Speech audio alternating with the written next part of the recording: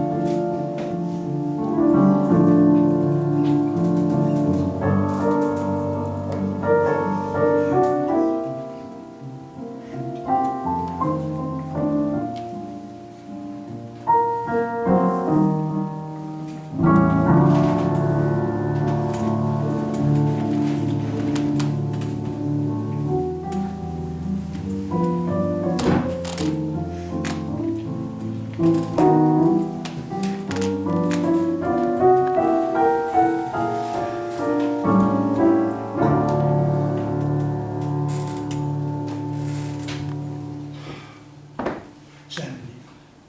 Ils me fascinent. Je les regarde. Je les adore. J'aime aussi les dictionnaires. On peut voyager d'un mot à l'autre. On se voit dans tous les labyrinthes. Et à un moment donné, je me fatigue. La lecture me devient compliquée. Je n'arrive plus à lire une phrase. Impossible. Impossible. Je lis un mot, ça va, je le comprends. Le suivant aussi.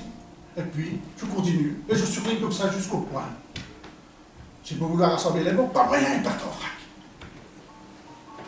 Tenez, c'est comme vous voyez le boulot avec le récou, qu'on jette dans une boîte. Les gens qui savent. Mais c'est facile pour eux.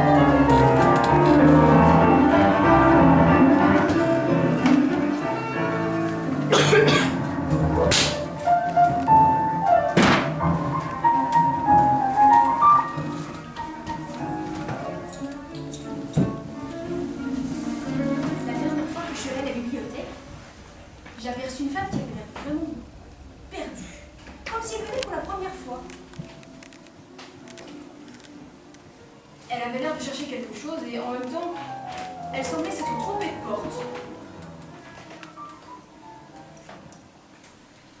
Je suis venue chercher un livre. J'ai tout quitté. J'ai quitté mon travail. J'ai tout stoppé, tout arrêté. Maintenant, je suis là, à la bibliothèque. Il paraît qu'il y a des livres qui refont découvrir la vie.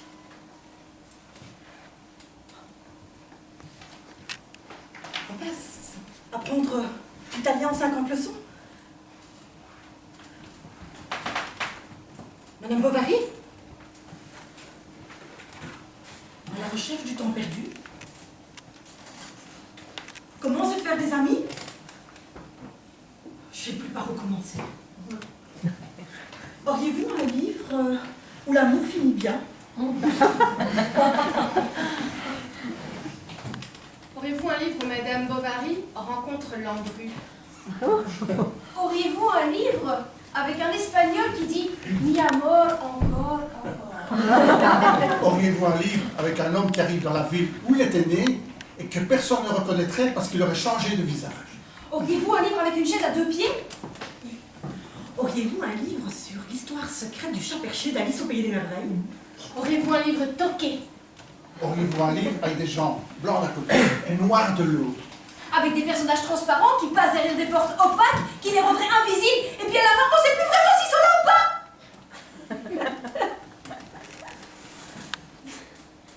Excusez-moi.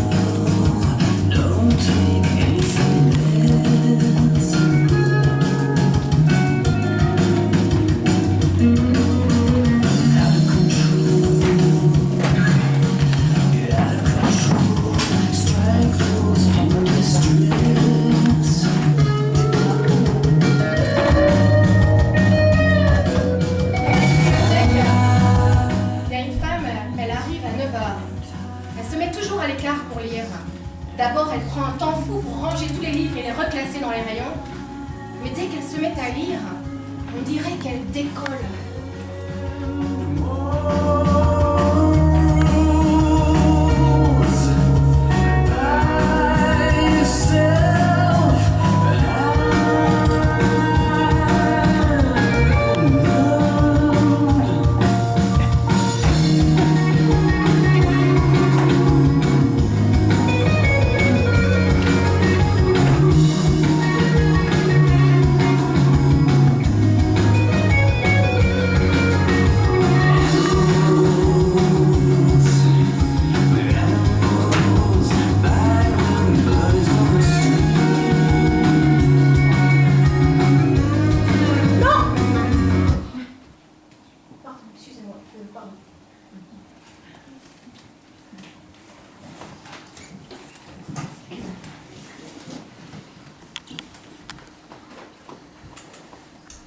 Les livres, ce ne sont pas que des objets.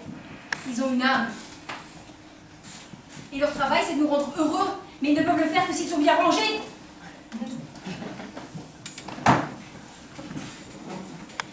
Vous voyez, dans la bibliothèque, le problème, ce sont les autres. Ils viennent, ils regardent les livres, ils les empruntent, ils les remettent jamais à leur place. Le respect du livre, ça commence au moment où on le range.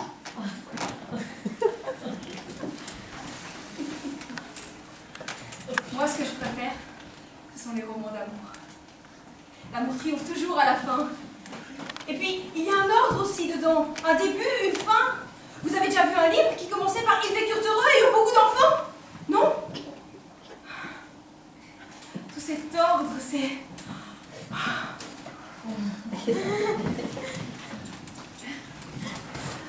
Auriez-vous un livre où tout est à sa place ? Auriez-vous un livre dont l'envers révèle la réalité? Auriez-vous un livre qu'il faut lire à l'envers? Auriez-vous un livre sans dessus-dessous? Auriez-vous un livre sans sens et sans dessous? Auriez-vous un livre où le dessous est le dessus? Auriez-vous un livre qui ne commence jamais? Auriez-vous un livre déjà fini? Auriez-vous un livre interdit? Auriez-vous un livre pour m'endormir? Auriez-vous un livre qui transpire? Auriez-vous un livre qui réchauffe l'oreille? Auriez-vous un livre sur les oreilles qui servent de cendrier? Auriez-vous un livre sur les orteils de sanglier? Auriez-vous un livre sur un sanglier qui prend son pied? Auriez-vous un livre amoureux?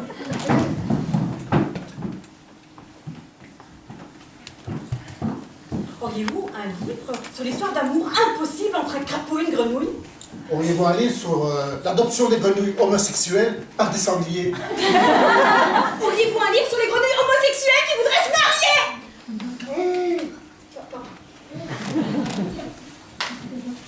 Dans ma bibliothèque, il y a toujours une femme qui s'énerve en parlant, en lisant surtout.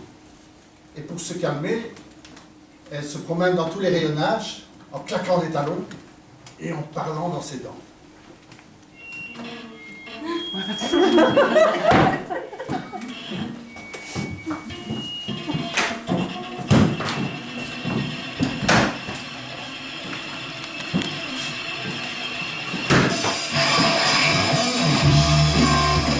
Quiconque aura regardé une femme avec des pommes de terre dans les yeux a déjà connu l'adultère.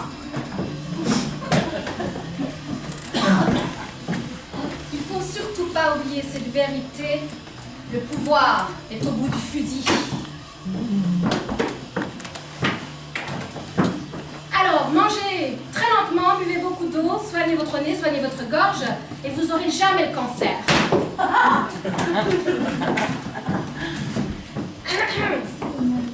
En combattant le juif, je combats pour le défendre l'œuvre du Seigneur. Voilà. La nature ne s'accapare pas d'individus faibles qui couchent avec des individus forts. Voilà, tous des livres qui me foutent la poisse, des livres de merde, des livres Mein Kampf, le petit livre rouge de Mao, la Bible, Cendrillon, Restez jeune. Tous des livres de meurtriers, des livres qui se prennent pour des psys, des livres qui se prennent pour des amis.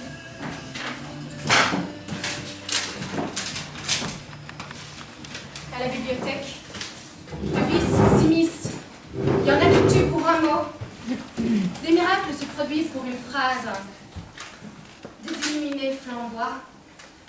Des amoureux cherchent des recettes. Des abonnés absents s'endettent.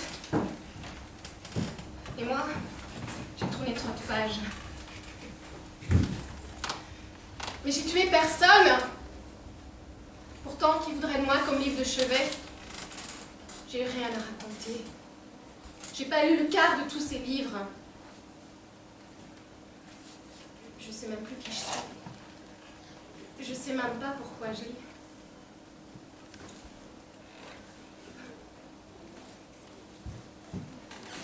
Qu'est-ce qui vous fait prendre un livre? Qu'attendez-vous? Que cherchez-vous? L'évasion? Sortir de la réalité?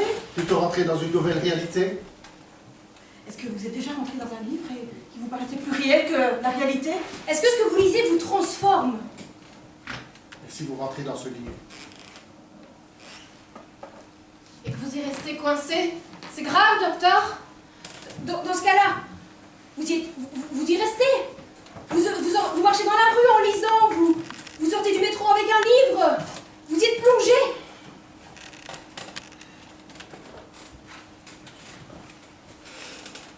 Parfois vous vous dites, en cherchant des réponses, celui-là dedans